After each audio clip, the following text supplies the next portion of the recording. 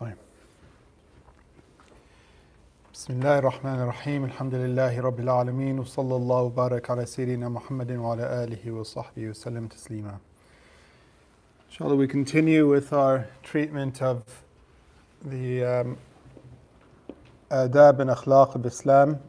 As we've been talking about the ethics and intertwined spirituality of Islam in our very right actions for the sake of Allah subhanahu wa ta'ala. And last week we began speaking about matters to do with one's wealth and property. And so we continue today in this section. And the first topic will be, or basically everything we'll be talking about today comes under the rubric of what you see here, the licitness. So being mindful, being careful that the source of one's income and that one's wealth is derived from licit sources and by licit means, by halal, permissible means. Okay? And there's a number of questions that often arise in relation to this that we're going to address. Things that people sometimes have questions about. Well, what if this and what if that? Thank you. Barakallahu feekum. What if I'm trading with somebody whose source of wealth, I'm not sure if it's licit or not? These types of questions. We'll be addressing them all in today's lesson, inshallah ta'ala. So the very first thing and the premise upon which we base our transactions with people, I hope that's clear enough, is that if we believe that the majority of a person's wealth that one is transacting with, buying, selling, trading, whatever it might be, is from licit sources, permissible halal sources, then it's permissible to interact with them. It's permissible to take a gift from them. It's permissible to sell something and receive their payment from their wealth. It's permissible to have them rent out, let's say, a house from you and for you to be paid from that wealth, etc. If not, then it's not. In other words, if you believe with evidence, not just because you have a bad opinion of the person, but if you have good reason, evidence-based reason to say this person's wealth is all completely, or the vast majority of it is derived through illegal things, you know that their primary trade is in selling alcohol or drugs, or theft, or because they're corrupt. There's somebody who's in a position of authority but is a corrupt person and gets paid to do things they shouldn't be doing. In such a case, if with evidence, again, not just based on a bad opinion, not just you think and maybe could be, but with evidence, you have knowledge that this person's wealth in total or the majority is through illicit sources, then you should not interact with them at this level of finances. Okay? Now, I don't know is the answer. I've heard things, I've seen some things, but I don't know, is it majority, is it minority, is it most of their wealth, some of their wealth? Or more specifically, I don't know if that particular thing that they're trying to sell me, that car, that phone, that whatever. What is the default premise? The default premise is a maxim of Islamic law, qaida fiqhiyya, which is possession is a sufficient indication of licit ownership. The assumption is that if something is in someone's possession and they say it's theirs, you can assume that it's theirs. Otherwise, imagine every single time you went to the store, you'd have to see some kind of list of provenance. Where did they get it from? Where did they get it from? Every single time. You go to buy some flour, where'd you get your flour from? You're taking a gift from a friend, where did you get the gift from? That's unwieldy. It's just not possible. Okay, so this principle is a certain principle that I just said. Position is a sufficient indication of ownership. It is not to be overturned and ignored on mere suspicion. All right, so default, if someone if someone has it in their possession, it's theirs, if they claim it's theirs. Mere suspicion cannot overturn this. You need equivalent certainty. I know that principle is true, because it's a principle of fiqh. I saw the person steal that car, that's equivalent. Now that overturns it. You have to have equal level of certainty. Certain knowledge that the property is illicitly gained. Yes? You say not doing business or buying and selling. What about eating from them? We'll come, good question. So we'll come to it in a moment. It's a good question. So long as a person permits and is willing for you, second point now. Again, we're laying out some basic principles. To take their money or their wealth or property, okay, more generally, it is licit to do so. Somebody says, here's some food, eat as much as you want. It's licit for you to eat as much as you want. Someone gives you money willingly to buy a car from you. You said 5,000, they give you 6,000 and they're happy to do so. They want to give you a bit more. Licit for, even though you didn't set that price, it's licit for you to do so. Okay? Be it in exchange for something else, like a sale, okay, or bartering. You know, I give you this car if you give me that motorbike. Or without any exchange at all, a gift. So long as you are not certain that the object, that particular object or wealth is itself illicitly gained. I'll give you this car, and yesterday you saw them steal the car. And then you can't take it. So what's the second principle? Again, it's permissible to take something that is in the possession of someone that they're willing for you to take, to give to you, as long as you're not certain that it's illicitly gained. Okay? I think I'm probably louder than I should be. That's why I was asking. Khair, inshallah, I'm fine. But it is superior to not transact. Here's now the taqwa. That was the first two is basic law, valid, invalid. It's superior, awla, not to transact with someone known to be oppressive and to gain his wealth through illicit means, be it theft, be it misappropriation. Okay, like what? Somebody's an accountant and they fudge the numbers and transfer things to their account. Treachery.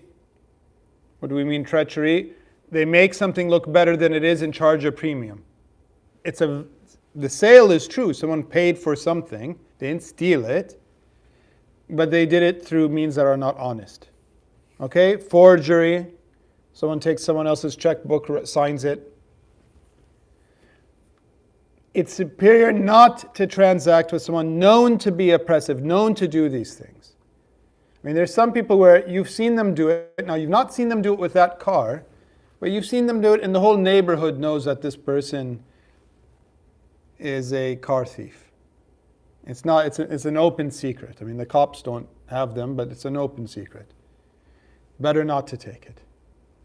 Okay, when at all possible. Clear? So this gives you some basic rubric from how we're about to proceed now.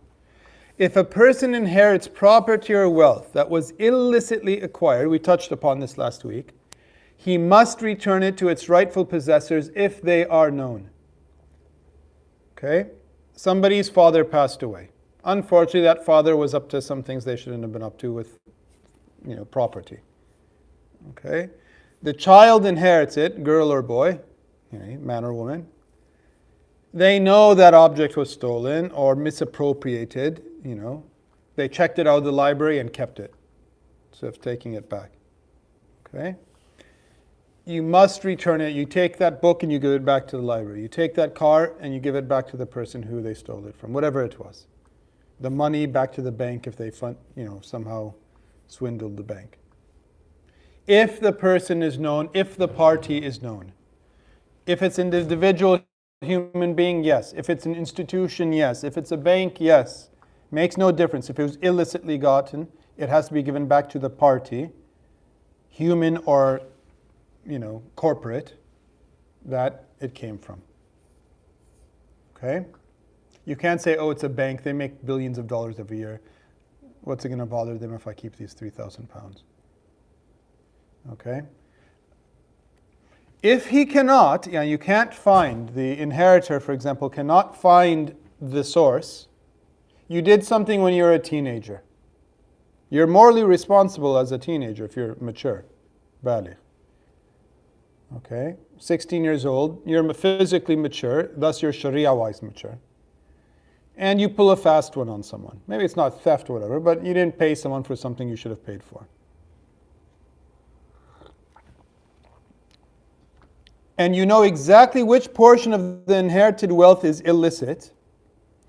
The person must give it away in charity on behalf of its rightful owner. You can't pocket it. And you're not doing a charity on your own behalf. You're doing it on behalf of the person you don't know who they are. Oh Allah, I can't find this person anymore. I have no idea how to find them. I give it away in charity, and the reward goes to them. That's my atonement. If the property is mixed, i.e. some of it is licit and some was illicit. So a child, inherits wealth from a parent. The parent was dodgy, some of the money, but some of the money was halal. And one doesn't know the illicit portion's rightful source, nor does one even know which part is illicit. Here, legally speaking, it's permissible to consume it. Legally. Religiously, it is superior that he refrains from benefiting from it. This begins to answer your question, okay, about, let's say, food. Let's take this to its literal extreme of food, for example. You inherit, 100 kilograms of grains. In the old days, that's pretty good. And it was arrived at through halal and non-halal means, mixed. Okay? Legally, yes, you can legally consume it, eat it. Religiously, better not to. Okay? You have a friend. You grew up together, you went to school together, you went slightly different ways. They got into things they shouldn't be getting into. They're making their money from haram sources. But they also have some sources that are halal. You meet up, they invite you for dinner. This applies. Legally, you can eat the food. Religiously, it's better. Now, it's not saying it's haram. It's saying it's superior not to. Why can you? Because perhaps the food you're eating has been paid from money that was from the halal income. You are allowed to assume that. Right? Half their money is haram, half their money is halal. You're being invited out to dinner. You can assume that you're eating from the halal part of their income. Okay? Clear? Religiously, it's better not to. Why? Because when you do so, you're normalizing this stuff. You're saying, yeah, it's okay. I'm religious, I know my deen, and I'm still going to go out and have dinner with you. This is why, for example, a Muslim restaurant, we're going to talk about this in a minute, but a Muslim restaurant that serves alcohol, which means what? Part of their income is illicitly gained. Legally, you can eat there. Religiously, it's better not to. That meat you're eating, even if it's stamped certified halal, they bought, perhaps with money from alcohol sales. And anyone in the restaurant business knows that on any given dinner, the alcohol makes up a huge portion, because you can put up the price far more than for food, of the income of that restaurant. That's why you see very few restaurants who don't serve alcohol, because that's where they make their money. I was speaking to a restaurateur just 2 weeks ago. He's telling me, you buy a bottle for £25, depending on the name, you can sell it for £1,000 over time. Shot by shot, glass by glass. That's how much of a profit you can make. It's hard. It's hard to be a restaurateur and resist that appeal, where you sit there and hire a chef and cut and pay the chef and pay this and pay that, and you make £2 after the person's paid for their food. Whereas you made multiples, just by pouring something into a glass and giving it to the person. So, this is why, for example, Shaykh Thaqib, who many of you know here, teaches here, won't go to a restaurant that's Muslim owned. Why? Because a Christian selling alcohol is allowed to sell alcohol, even in a Muslim land. They shouldn't do so in a Muslim, land openly, etc. But they're allowed to buy it and sell it. It's an object of trade for them. For us, it's not an illicit object of trade. This isn't to wag our fingers at every Muslim. The point is not to encourage this and not to partake in it. Well, I did go there. The transaction was valid. It was legal. Religiously, don't do it. Okay? It's superior not to do it. Superior. If one has acquired a sterling pound through an illicit fashion, I'm giving an example in pounds here, not dirhams and dinars, and then buys something with it, it is forbidden for him to consume or benefit from the purchased thing. If he had specifically told the seller, I will purchase that item, that whatever, for £1, let's say it's a cup of Americano coffee, right? £1 coffee. With this pound, which this specific pound was ill-gotten. The whole transaction is illicit, forbidden. Legal, because the other party doesn't even know, but haram for you. Morally, you're going to be judged for this deed, this action. And you're consuming it as haram. Okay? Again, if is purchased with illicitly gained money. Now, if it's not, to go back to my example, if it was not specifically this pound, and again, you have other pounds that were licitly gained, even if you know this pound was haram, but you didn't specify it in the transaction, it's a valid transaction and you're permitted to consume the thing that you bought. The point is you're not trading explicit haram by name for something else. This is the point.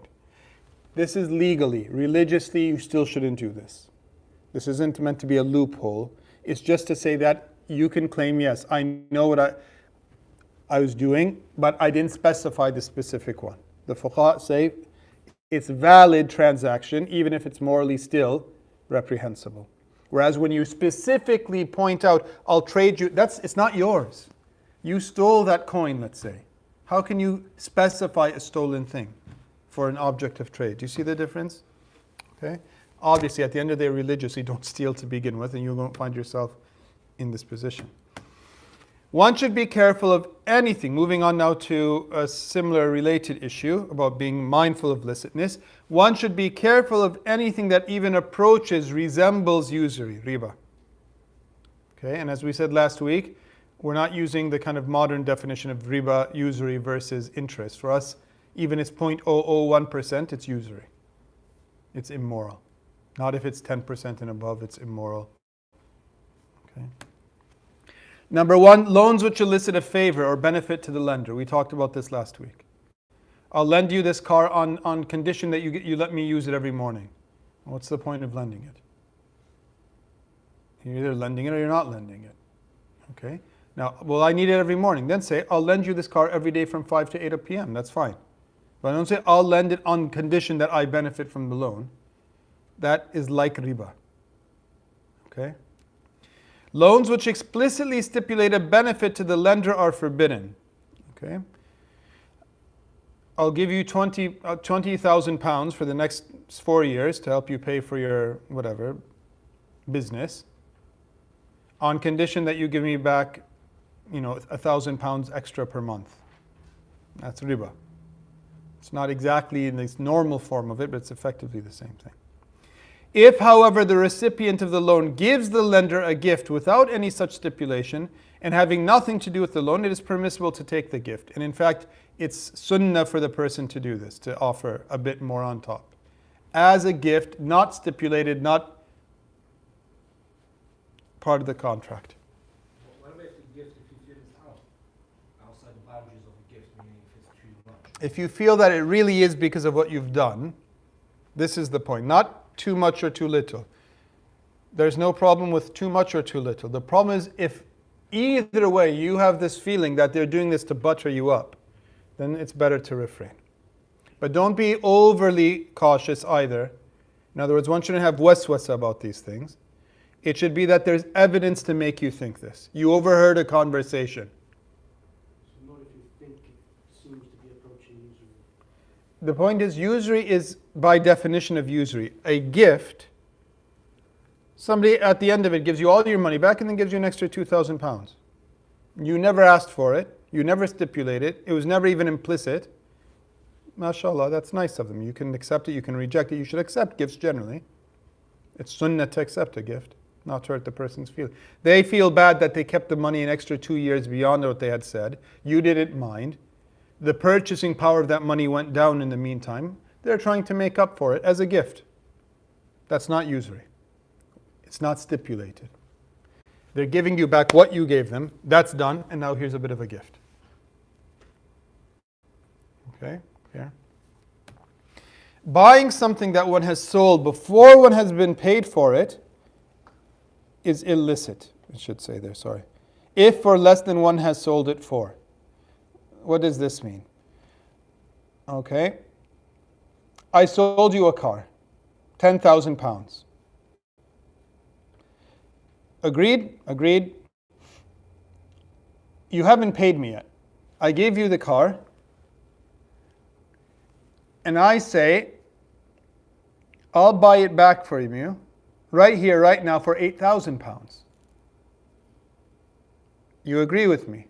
I give you the £8,000. 10 days later, you give me £10,000. When we started, what was it? I had a car. When we ended, I have a car and I have £2,000 on top. What is that? That's usury. It's just a trick. In all the madhabs, this is haram, except in the Shafi'i madhab. I believe they hold it to be lightly makruh, saying maybe it wasn't a trick. Or maybe but in all Hanafi, Hanbali, Maliki, this is haram. It's called bay' al-ina. It's pawning, a form of pawning with the intention of actually getting usury. Now, had the person paid you, that's different. Sell you the car for 10,000. Here's the car, you take your 10,000. I'll buy it back for you for 8. I don't want to sell you the car. Are they obliged to sell it to you now? No. The first transaction is completely finished. Meaning what? Should they wish to do it, they can. And should they wish to not do it, they don't have to. So legally, even if 10 minutes later, you now say, I'll buy it back for 8, thus you've made a profit of £2,000 in 10 minutes. Is that legal? It's legal and it's valid. Why? Because maybe in those 10 minutes, the person got a call, said, really sorry to tell you, but bad news, you need to fly over, the company's falling apart. Bring all the money you've got. You go, God, all the money, I just bought a car for £10,000. And you turn around to the seller, and they're a bit of a,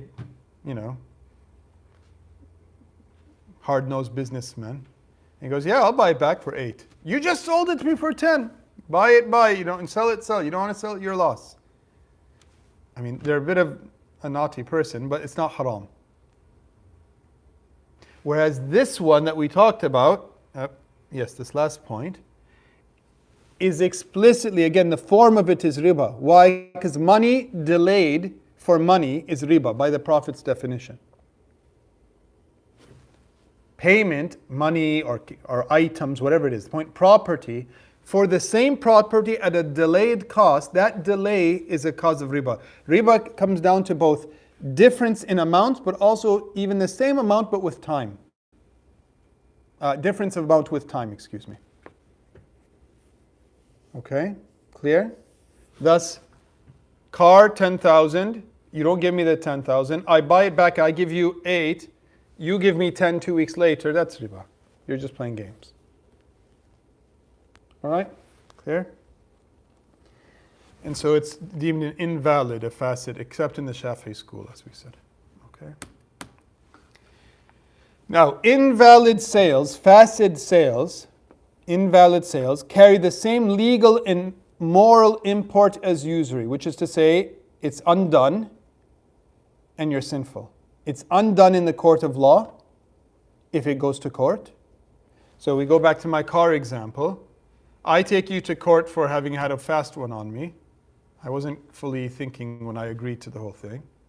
Not when I paid you and then you bought it back. No. When I didn't pay you, then we did 10,000 and then I had to still owe you 2,000 effectively. I take you to court, the qadi undoes the whole thing. You give me my money back, you keep the car. The whole thing's undone. And morally, the person who did it is sinful. So if both parties were willing, they're both sinful, even if only one party took the other party to court to undo it. Do tawbah and ask Allah's forgiveness. Okay? An invalid sale is any sale which the traded item is an object of valid sale, like a car, but the form in which it is executed renders it invalid, like the delayed payment after I then bought it back from you. Okay, clear? The object is licit. Can you sell pigs? No, that's not an invalid sale. That's a batil sale. Ab initio, the whole thing's not even called a sale, Islamically speaking. A car is an object of sale. The way you did it is invalid. So we don't call it batil. We don't call it, null and void. We call it invalidated. And it takes a court to invalidate it. Whereas the first one is not even morally, legally deemed a sale in a Muslim context. And as far as you're speaking vis-a-vis Allah, that wasn't a sale. And if you got money from it, then it's haram money. Okay? Do you see the difference? So for example, can I sell fish? Is there anything wrong with selling fish? Nope. I'm a fishmonger. People come into my shop and say, I'd like to have that sea bass there, please, and 2 kilos of those small little fish over there, please. That's fine. Okay. I have a tank of water and a live, well, not in the Hanafi school, in other schools, a live lobster. But it's my tank of water, and the lobster is mine, and it's in my tank of water. And it's in the tank because that's how you sell lobster, fresh. Right? I'd like to buy that lobster. Sure, how much is it? 20 pounds. Here's 20 pounds. I pull out the lobster. I make sure the claws are tied. Put it in a bag for you, and off you go. Valid? Valid. Okay. That was in water, but I own the water in the water tank, and it's in my possession. We're walking down by the ocean. We're down in, I don't know, where are we? We're in Wales somewhere. And we see a fish jumping in and out. It's one of these leaping fish. You say, see that fish? I say, yeah. You say, I'll sell you that fish for 20 pounds. I said, you got a deal, I'll give you 20 pounds. So you jump into the water and you wrestle the fish and you do whatever you do. When the transaction took place, was that fish in your possession? So on what basis are you selling it? Is there any guarantee it will be in your possession? Absolutely not. See that bird over there that's in the sky? Yep. Give me 20 pounds, I'll give it to you. Here's 20 pounds. Pop! You kill the bird, you give it to him. Invalid. Why? Because at the moment of the transaction, it wasn't yours. You can't sell something that's not in your possession. See that bird? Yep. Pop! Down comes the bird. You bring the bird to them, they look at it, go, wow, that's a nice fowl. I'll buy that from you. Say, okay, 20 pounds, here it is. Perfectly fine. Because at the point of sale, you had it in your possession. See the difference? Meat on a living animal. What do you fancy for dinner tonight? Some kebabs. I'll sell you the meat on this lamb. How are you going to sell meat on a living lamb? Well, I'm going to slaughter it, obviously. Then sell the lamb. Well, I don't want to give him the whole lamb. I just want to give him the meat. Well, then slaughter the lamb, cut off the meat, and then sell the meat to him. You can't sell something that is not yet in your possession. You own the sheep. You don't own the meat. Yes? See, nowadays you can buy stock of whatever. And let's say you know it's guaranteed you could buy 20 hats. Yep. From a guy in China. Yep. But you quote the man here, I can get it to you in 1 week and you make it here rather than that. Mm-hmm. Sales like that happen very rarely nowadays. Is that If they don't have it in their possession, it's invalid. Now, if it happens, it's a legal transaction because to invalidate it, like I said, you have to go to a court. And in this country, no court's going to. But moral, so it's legal. You own those hats, you turn on and sell them. But morally, you're sinful for having done it. Unless you've commissioned them to make the hats. Because you're allowed to commission. No hat exists. The guy's a hat maker. And you say, I'd like to order 100 hats. I'm having a big, 100th birthday for my grandfather. 100 people. We're all going to make everyone his favorite hat as gifts.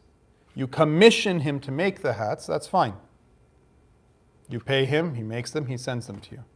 He never makes them. He refunds you the money. That's different than you're a middleman. You sell me the hats. You don't even have the hats. You don't tell me that you're the middleman for commissioner. You don't tell me that you're his agent. You say, I'm selling you hats. My contract between me and you is a sales contract. But you don't own the hats. It's an invalid sale. It has to be in your possession first. And this is a big problem in trade today. A huge moral problem. Like I said, you go ahead and pay him. He sends you the hats 2 months later. They're in your possession. You turn around. You sell them. It's all a valid sale. Because now you've gone and taken possession of them, and now you've done a new transaction which is intrinsically valid. But you're sinful still. It's still sinful. And the better thing to do would have been to invalidate it. Now, I'm in England. They won't invalidate such a sale. You're stuck. Don't do it again. Or try to convince the guy to let you out of the contract. Please, can you refund me my money? I don't want the hats anymore. He might say yes, he might say no. If he says yes, you're off the hook morally and legally. He says no, sorry, I'm not going to undo the sale. You're stuck, so do tawbah. Don't do it again. And do they have to be physically in your possession? So I'm thinking of a No. scenario where someone calls you and says, I want 20 hats. You call your man in China who's going to give you the 20 hats. Pay him. You've paid him now. Yep. But it's not. You don't have to have it in your own physical possession. They have to be yours. Yeah, so I can own something that's in somebody else's keeping. yeah. Right? That's not intrinsically the problem. It has to be where you actually own it. Okay, the guy says, I'm happy to store it for you for 2 weeks until you get the shipping container. That's fine. They're your hats that he's keeping in his safeguard. Okay? That's different than the picture that Ahmed asked about, which is, again, it is a problem. You go online, you transact things, you don't even know the fact. They say 2 to 3 week shipping time. Usually, not always, and this is the problem, usually that's because they're going to actually go and find one. Now, of course, they have a 99.9% certainty because of their own contracts. That's not good enough Sharia-wise. But I'm buying something online. I don't actually know that's the case. Maybe it's more like what you said. Their warehouses in China, because they don't want to store things in England. That's fine. 2 to 3 shipping time. All right. I buy a computer. They ship them directly from their source in China.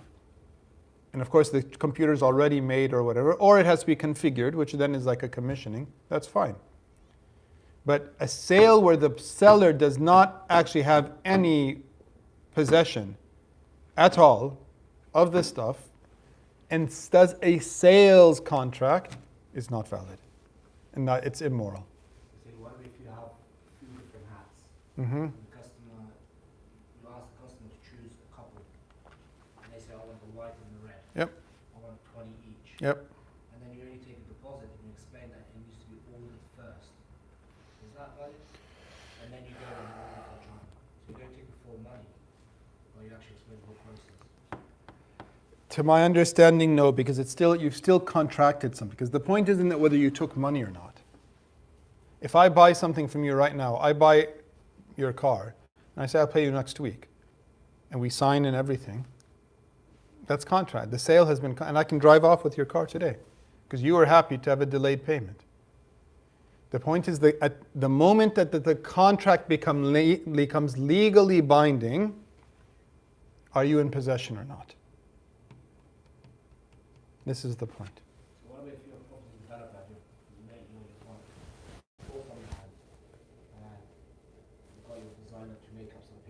Yep. and you are advertising the house for 1.1 million, Mm-hmm. and it's yet not to build, but Yep. you start selling the property. If it's commissioned, and if the contract is a commissioning contract, okay, then that's fine. If it's not, then it's not.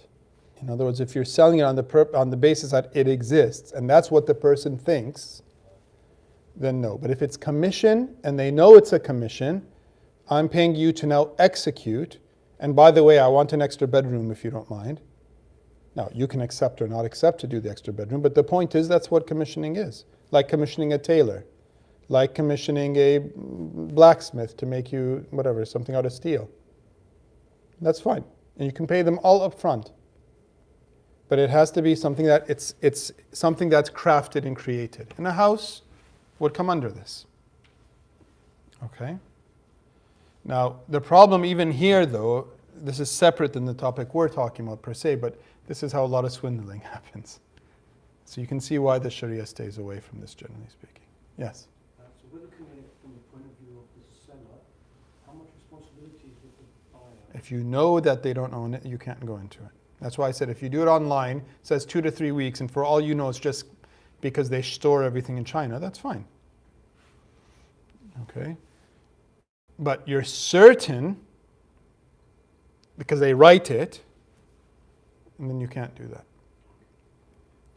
So now usually, I won't say always, usually that's not the problem on a consumer level. When is it a problem? Alibaba and all these types of things where effectively, at mass production levels, they're selling, but they don't actually own them. All right, moving on. Found items. If a person finds an item that has no monetary value, there is no harm in making use of it. Okay? You're in downtown London, you find kind of a twig on the floor. You look around, there's no trees. Somebody was carrying this twig and dropped it. Does a twig usually carry any real monetary value? No, not really. I mean, you could sell it, but no. People don't buy twigs. Can you take it and use it? Yes. All right? If the item does have monetary value, you find 20 pounds on the floor. You find the keys to a car. You find something of value, in other words. And the person is sufficiently wealthy, he should give it away in charity. Now, this is all assuming, of course, that you tried to find the person. You advertised it. Depending on the thing, it could be some days, it could be a year.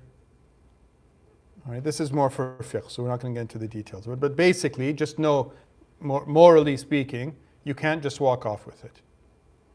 Okay?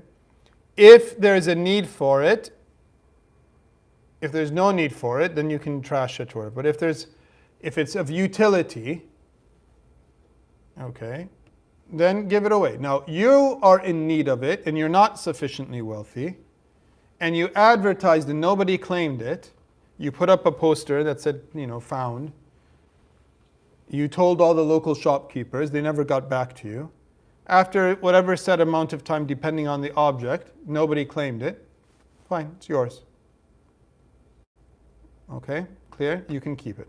Whereas if you're wealthy enough, it's better not to keep it. You should give it away, give it to somebody who can make use of it. There's a question? Yeah, about giving it to, because in some countries, police officers, sometimes they're a bit corrupt and you can't trust them. So, by the way, if you, it could be anybody. If you don't trust this body, this authority, You give it away. you give it away. Yeah, this isn't saying give it to the authorities. I mean, you can if you trust them. If you don't trust them, give it away to somebody yourself. I found 100 pounds on the floor. We put up signs, lost money. Nobody came and claimed it, whatever. You find a poor person on the road, give them 100 pounds. Okay? Now, this goes back a little bit to, again, the earlier question about eating from ill-gotten wealth. What if somebody is a dependent of a person whose wealth is ill-gotten?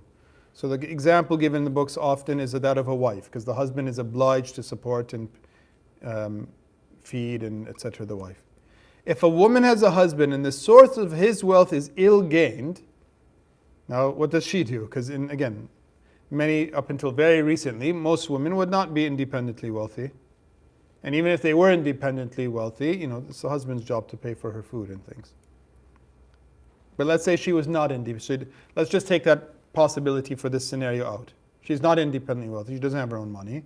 She's dependent upon her husband's buying food. If the item he brings for his dependents to consume is not itself misappropriated, such as if he bought food from, let's say, a supermarket, but with ill-gotten wealth. So he didn't steal the fish, he stole money and bought fish with the stolen money. You see the difference? Or he bought clothes with first he sold alcohol, then with the money he gained from selling alcohol, he bought clothes. So the clothes are not ill-gotten, but the money he paid with was. She and the dependents may consume or make use of the item, and the sin is upon him. Now, if she's sufficiently independently wealthy, better that she doesn't. She doesn't have a choice. How are me and my kids going to eat? This is the man I'm married to at the moment. Until I find a way out of this marriage, or whatever, until he does tawbah and changes, whatever the case might be. He's sinful, no sin on them. Assuming the thing itself was not. But if he comes home with the stolen fish or stolen clothes, they can't consume it or use it. He went into the shop, the clothes store, and stole clothes. He went into the supermarket and stole the fish. No. We're going to go hungry tonight. Go hungry. Better than that, than you consume something directly haram. Okay? Clear? Debts that are paid from illicit sources. Okay, now imagine that a person is owed money. All right? You lent someone £1,000. If the debtor is a non-Muslim and pays the debt from money he gained by selling wine, which a non-Muslim can do, Christian or Jew or what have you, it is licit for the Muslim lender to take this payment. Why? Because it's a legal object of value and of trade for a non-Muslim, that wine. I think you can see where this is going. If the debtor is a Muslim, he may not take the same payment because it is not a licit object of value and of trade. What's the difference between this slide and the previous slide? The previous slide is the woman, the children are dependents. They depend for their sustenance upon that person, the husband, the father. They don't have their own independent wealth. They're in need to just eat and clothe and shelter. He's sinful, they're not. Assuming, again, it's not the stolen item, but a licit item bought with illicit wealth. Here it's a debt. It's not that £1,000 I need. That woman and that child needs that fish to eat. Here, I don't need that £1,000. I need £1,000. And I need £1,000 that's from a licit source. A non-Muslim, it's licit. They can trade in alcohol. They can trade in whatever it is. It's their problem, not mine. A Muslim cannot, and thus it's illicitly gained wealth. I'm not taking that to pay off my debt, for you to pay off my debt with it. This is why I mentioned earlier, the example, again, it's related, it's not the identical thing, but about going to Muslim restaurants that sell alcohol. Okay? You might be eating food that was bought, okay, and you're not a dependent. You don't have that same dependency as the wife and the child. Yes? So with the first one, if the non-Muslim sells wine which is legal, say, in the country, that's okay to take, that's listed to take. Yeah. If he say sells drugs, which is illegal in the country, but he's not Muslim, that's not right. If it's licit for them to sell those drugs, and we're not talking about the laws of the country so much as, their moral system and belief, right? So you're in a Muslim land. Qadi, court-wise, alcohol is not an object of sale because it's a Muslim court. But amongst themselves, Christians trade in it. It's halal for them because in their religion it's halal. And we're not here to impose things upon every single individual in the country or in the land. Now, that's at one level, okay? It could be that, whatever, I mean, cannabis, for example, does it have some licit purposes and some illicit purposes? Yes. I mean, again, Islamic law is not against drugs as drugs. They're against illicit use of drugs. Alcohol is a different category. Alcohol is just intrinsically illicit. It's najis al-ayn. Cannabis is not. Smoking cannabis to get high is haram.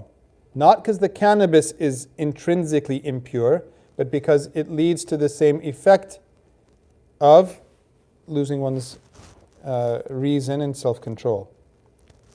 Whereas Allah forbade wine. You can't use it to clean things, you can't use it to cook things, you can't drink it, you can't do anything with it. Pig, impure. Okay? Dogs, cat, well, let me give a better example since there's no khilaf. Cats are not impure. Can you eat cat meat? No. But it's not because it's not impure. I'm sorry, it's not because it's impure, it's because it's haram to eat the meat.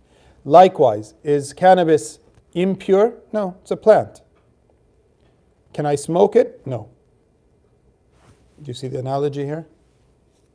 So now, this person is a drug dealer. Let's just get straight to your point of heroin and other such things. The opium and the stuff is not intrinsically impure. And there can be medicinal doctor, prescribed basis for taking some of these things. I mean, in the old days, opium is how you put a person under so you can operate on them. Is that illicit use? Yes. They're done with their surgery and they decide they really like the opium and they're going to keep on taking it. No. There's no excuse for it now. But the opium itself, or the cannabis itself, or the flower itself, or the whatever itself is not impure. So here it comes down then to what's the sale? Somebody selling cannabis to pharmaceutical companies who are making oils to help with medical conditions, that's perfectly fine. Somebody selling cannabis on the street that's been made into, marijuana, skunk, whatever they call it, is not fine. Now, what does that mean for your thing? Technically speaking, you can take that wealth. Legally speaking. You know that person is up to no good. Don't take the wealth. Religiously. Legally, it's valid. Whereas alcohol is never legally valid if it's Muslim. Do you see? Neither in a Muslim country nor a non-Muslim country. Their higher moral responsibilities to God. The law allows them to sell alcohol between them and Allah subhanahu wa ta'ala, but you can't take that money. You can't go to that shop you shouldn't go to the shop is what I should say. Do you see the difference then with something like marijuana or drugs or etc.? So would I, for example, trade with someone who I know their whole income, or take gifts from someone whose whole income is through selling marijuana on the streets or opium or whatever? No. For the reasons we described and what we talked about earlier. I do sell them a car, they pay me with that money. Is the sale legal? It's legal. Even in a Muslim land, it's a legal sale. Religiously, what did we say earlier? You should stay away from it. I saw them sell it with my eye, as we said in the first slide, and saw how the whole thing is just for bad purposes, etc. Again, technically speaking, maybe that person is buying the marijuana and making it into oils to use it for illicit purposes. I can't determine that, so I can't rule it illegal. But I can say I don't want anything to do with it. Yep, that's your right. And that's religiously superior. Okay, clear? So you're up on the streets of Birmingham, or Oxford for that matter, or London, or wherever, where unfortunately some Muslims get up to no good with these things. No, don't transact with them. But it's a legal transaction if you do, as long as it's not alcohol or pork. But religiously, stay away from it. Okay? Now, legally meaning in Islamic law. It could be completely illegal in this law, though. In which case, again, stay away from it. Because you're not here to get yourself in trouble with the law. You're here to get on with your life in a halal fashion. Do you see? And that's a different... Do you see what I'm saying? Legally, I'm not speaking about British law, American law, South African law, Guyanese law. I'm talking about legally in a Muslim legal system. And thus what you can feel okay about doing if you do it in a non-Muslim legal system. But that legal system has extra conditions, well, you should observe them, generally speaking. Okay? Why? If nothing else, so you don't get yourself into other problems you don't need. Okay? Clear? So I don't want anyone hearing this or whatever saying that Talal said I can buy things with marijuana, or that's not what I'm saying in the slightest. Okay? Just be very, very explicitly clear about this. I should be better examples next time. Stolen kittens or something. Okay. Knowledge of an item's being illicitly gained renders it illicit to use. This is a principle. Knowledge of an item's being illicitly gained renders it illicit to use. If a person, for example, buys clothing, where the seller is not the rightful owner, they stole it, they misappropriated, they were somebody working on the factory line, and for every 3 items they tuck one in their bag. Okay? And the buyer wears it, only to learn later that it was not the seller's to sell. Okay? Imam Muhammad al-Shaybani, one of the 2 main companions of Abu Hanifa, he holds that use of the clothing is forbidden. Use of the clothing is forbidden, both retroactively and now. But the buyer is not sinful for having worn it because they didn't know. Henceforth, they shouldn't. But it's illegal, meaning they need to get it, send it back. Or if they can't any longer, give it away, as we talked about earlier. Abu Yusuf held, again, one of the other 2 companions, he held it was actually licit. You didn't know at the time. It's transacted, it's finished. Okay? Obviously, Muhammad Shaybani's position here is the safer one.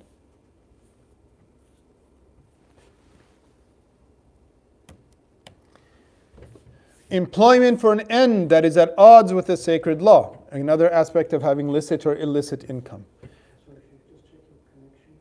Whoops. Is it coming in and out? Maybe I'm touching this.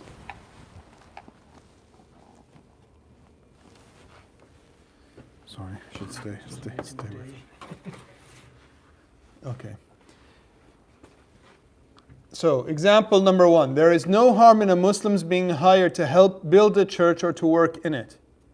They have a cafe, you go and you sell coffee in the cafe and tea and cakes. Because there's no sin in the actual action itself. I'm a builder. Maybe by the time I'm done building it, they decide not to use it as a church. They want to do something else with it. My act of building is not illicit. Okay, clear? This is actually quite helpful because a lot of times in today's age, especially living in a non-Muslim land like most of us are, let's say you're somebody who's learning a craft. I mean, sometimes the only way to learn the craft is just take whatever jobs the foreman puts you onto.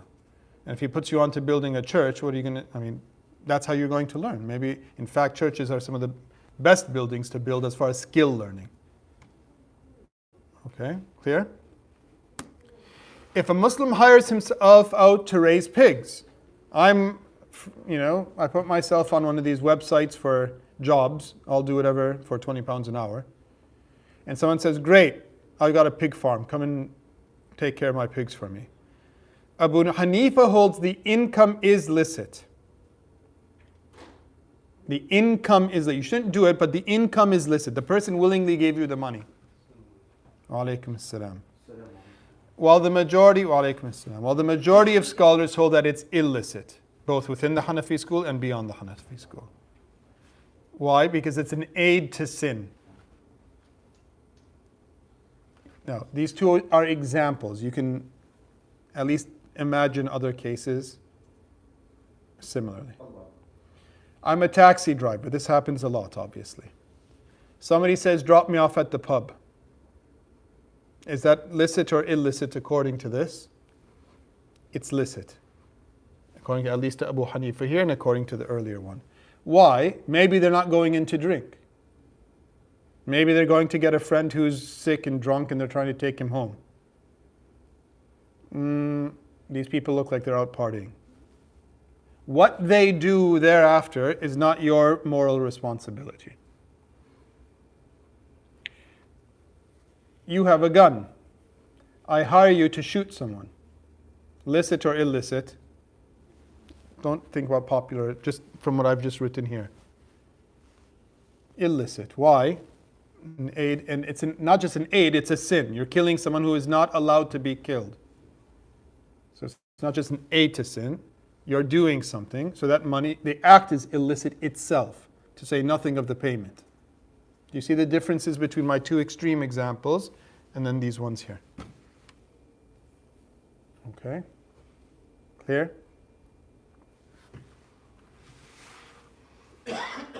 So employment for an end that is at odds with the sacred law. This is the thing. So again, it's better to ask a faqih. Don't just take this and run with it. But I'm just giving some moral basic principles if you find yourself stuck, for example. So a drug runner, I'm not the seller, I'm not the buyer, I'm just on the county lines. Okay, illicit if the thing itself is impure, like alcohol, etc., because you're carrying it, etc. And if it's illegal in the country, we've already dealt with that. Okay, if it's not illegal in the country, think, is it an aid to sin or a sin itself? The dominant position, other than Abu Hanifa, is that it's an aid to sin, so stay away from it. Is the money I took for it licit? Only according to Abu Hanifa. And as we know, the general rule, now we're not talking about the madhab, we're talking about one's spiritual life. If the majority of scholars hold to one thing and only one scholar holds the other, it might be valid, but it's better to stay out of the khilaf, to stay out of the dispute for your religion, for your spirituality. Okay? Any questions about this? All right, now a number of things regarding permissible wages. There is no harm in being paid to, for example, cauterize animals. So this kind of follows from the previous one with some more examples. Cauterize animals, or even humans in the case of illness. Now, can you usually just cauterize a human being or even an animal just for fun? No, just burn them But they're having a medical procedure, and this will help cease the blood or stop some other part of then it's fine. Okay? The point here is that you're causing a permanent damage to a living being, which you're not meant to do. But if this damages itself to prevent a greater damage, like medically, then it's licit to do it and to be paid for it. This is the point. Why? Because it's licit because of the greater good. Otherwise, it's not licit to do that. That's the whole, point of this question. There is no harm in being paid, for example, to pierce a young girl's ears. Piercing the body, as a general rule, is not permitted. Belly buttons, no. Cheeks, no. Tongue, no. Lips, no. Elsewhere, no. The exception is the ears, and some ulama hold by extension the nose, because these are dominant in many societies. And then they even say just one pierce in the nose, not more. But the ear is something that was pierced of young girls in the time of the Prophet ﷺ without inkar, without remination, stopping. So why is this a question? As we said, generally, can you pierce the body? No. Can you take money for that as a result? No. This is the exception. So these two were done in the time of the Prophet, cauterizing animals or humans even for the sake of health, and this. It is valid to take a wage for transporting people on the backs, not the B-A-K, but B-A-C-K, of animals that are not usually used for transport. So we're not talking about camels and things of the sort, horses. You have, I don't know, what do you have? What's the example? A cow. Thank you. Are cows usually used for transporting? No. Did Allah create cows for transporting? No. No, the answer of the fuqaha and of the ulama, generally speaking, is no. I mean, certain animals throughout human societies and throughout human history were used for these things. Their bodies, what do we mean when did Allah create it? Can they bear it, usually? Is this the done thing as a result? Now, so long as the animals are not overexerted, they're not harmed, they're not beaten to do something that's against their nature, to carry something on their backs, nor made to carry more than they can bear. As long as these three things are fulfilled, yes, if you want to tie a letter to the back of a chicken, feel free to do so. A letter tied to the back of a chicken is probably not going to hurt it. If it is, you're not allowed to do so. Do you see the point? The point of this is, and you can take a wage for that. So what did people used to obviously do in the old days? I mean, I'm using an extreme example. They would tie letters to pigeons. Is that the very nature of pigeons per se? No. Does it harm the pigeon if it's a light letter tied, etc.? No. Can you take a wage for facilitating because you've trained the pigeons to fly from point A to point B? Yes.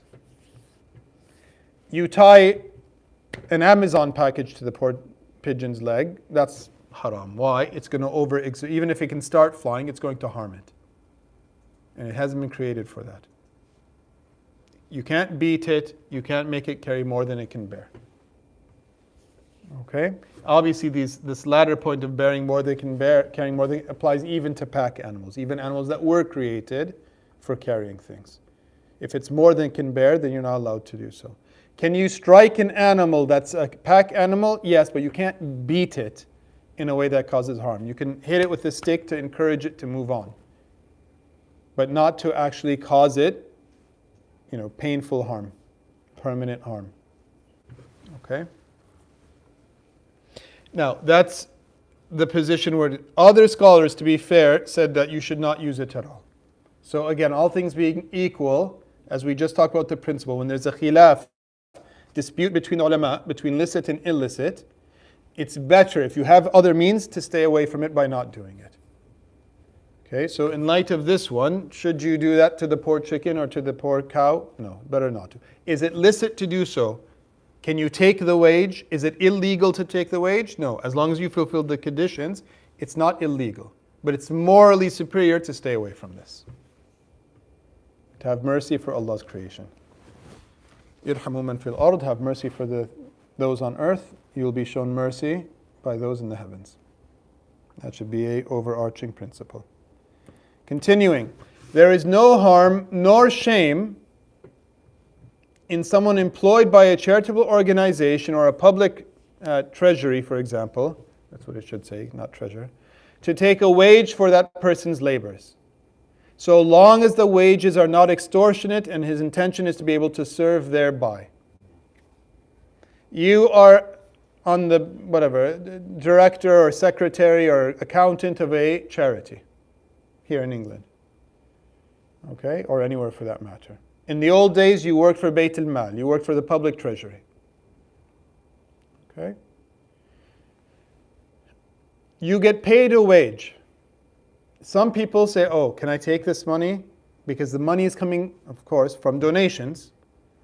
And the donations are meant to help poor people in Africa. But I'm here in England and I'm taking a wage for this. Well, if you didn't take a wage or nobody else took a wage, would the work get done? No. So is it licit to take a wage? Is it permissible? Yes. But on condition, this isn't the private market. This isn't a private business. This is a charity. And people are turning over the money on the assumption that you're being careful and wise with how you manage this money. On condition that the wages are not extortion. They're not high. How much does a normal accountant get paid? Let's say it's 35,000, 40,000 pounds. Then you should get paid that. How much is the accountant at the charity getting paid? They're getting paid 28,000. They're happy with it. Fine. They're getting paid 60,000. That's not fine. That's 50% higher than any other normal accountant of their. And this is a charity to boot. You're being abusive here. Okay? Clear? And secondly, the intention should be primarily to serve. I'm only in this for the money, you can't take the wage. The intention should be to serve, and the money is facilitating the service. It's like a talib ilm, a student of sacred knowledge who gets a scholarship. I'm in it for the money, it's actually haram for them to take that scholarship. I'm taking the money because this frees me from working so that I can dedicate myself to learning, then it's perfectly fine. In fact, you're rewarded for taking it and the person is rewarded for giving it. The intention is key.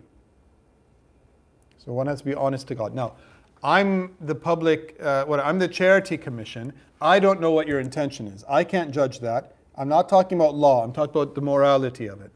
Between you and Allah, if it's the right intention, then what's between you and Allah is valid. It's the wrong intention, even if the whole world approves for you taking the money, every time you take the money, you're sinning. Because Allah knows your intention, and you know your intention. Okay? Clear? So that applies to charities, to things like public treasuries, basically positions in government, police. And where is this money coming? It's coming from taxes. That's being raised from who? From the public. So there's a duty to be moral with how this money is being used. If it is, then there's no harm and there's no shame. Okay? As long as it's being fulfilled, you don't have to feel bad about it. Oh, I wish I didn't have to take. There's nothing wrong. Even if you have your own independent wealth, it's still possible to take this money. Now, you choose not to, that's between you and Allah. That's fine. That's a donation. But it's licit for you to take it. Why? Because you're doing a job, and you're doing it in order that this stuff can be done. And your intention is to serve, not to make money. Okay. Leaving wealth for one's young dependents instead of to charity is superior than, leaving wealth for one's young dependents, if somebody's passing away and they're writing a will, instead of to charity, if the dependents are young and they have little wealth. If a person with little wealth has young children, he should bequeath the discretionary part of his inheritance. Instead of it, should be giving it to charity. If a person with little wealth has young children, he should bequeath the discretionary part of his inheritance to the children instead of, this was translated wrong, instead of giving it to charity. It's better to leave your children with something than to leave them with nothing and give money to the public. Why? Who's your first moral responsibility to? The poor person on the street or your own family? Your own family. Now, is it true that I have a choice that as long as I don't have debts, I can give 1/3 of my wealth in my will to anything I want? The local zoo, a local school, the poor people, my favorite cousin. Yes, you can. But what's the point of this? The point of this is that if your own dependents are poor, okay, and poor means poor, all right? I mean, the ulama have put numbers to this. Some said it was 10,000 dirhams, which is about 1,100 pounds today, as of now. So we're not talking huge amounts, but meaning they don't even have 1,000 pounds basically, and they're kids in today's London. No, give them the 1,000 pounds and don't give it to the local charity. Yes, there's a question. So that 1/3, it can't be the direct inheritance, though, right? There's dispute about this because, again, as you're getting to here, if it's the direct inheritors, it leads to then an imbalance of who's getting what. Okay, some scholars do allow for it, to my recollection, and some do not. When there's a conflict between scholars in matters like this, how do you choose which one to go to? Is it The best thing to do is follow whoever in your local area is the scholar that you have reference to, assuming that they're a valid scholar. They've actually scholared. You wouldn't say one is right and one is wrong. No. And if whatever decision you took, one They're would both be valid. haram and one. They're both valid. Having said that, if you know both and your heart leans towards, let's say, the safer one, whatever they say, then do the safer one.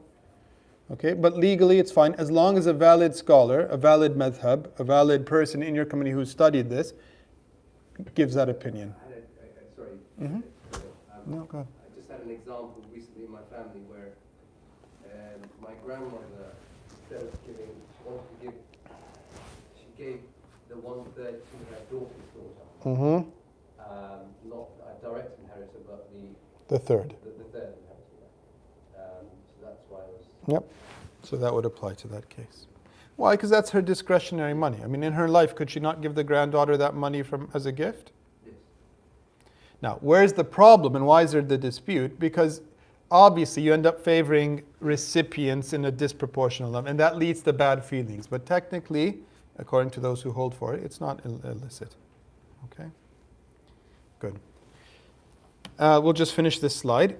Similarly, if a person has mature children who are poor and for whom the 2/3 of his inherited wealth will not suffice them, then again, even if they're mature, he should not use that 1/3 to charitable ends. He should leave it for the mature children. Now, what's the difference? That usually a mature child can go and make their own money. But his point here, the scholar's point here, the ulama's point here is what? That even with mature, better to leave mature children with some wealth than give away. If the mature children are themselves sufficiently wealthy, or the 2/3 of the inherited wealth will suffice them, then it is morally superior to bequeath the discretionary part of his inheritance to charity. Here, it's better. They have their own means. The 2/3 will help them out enough. The whole point of that 1/3 is that now you're using your wealth for something other than your family, which is a good, that the public benefits from the wealth you've left behind as well, unless those two cases obtain. Okay? All right, we'll stop here as it's already 7:30, and we'll just cover some of these principles in the next class, inshallah. وصلى الله وبارك على سيدنا محمد وعلى آله وصحبه وسلم تسليما سبحان ربك رب العزة عما يصفون وسلام على المرسلين والحمد لله رب العالمين.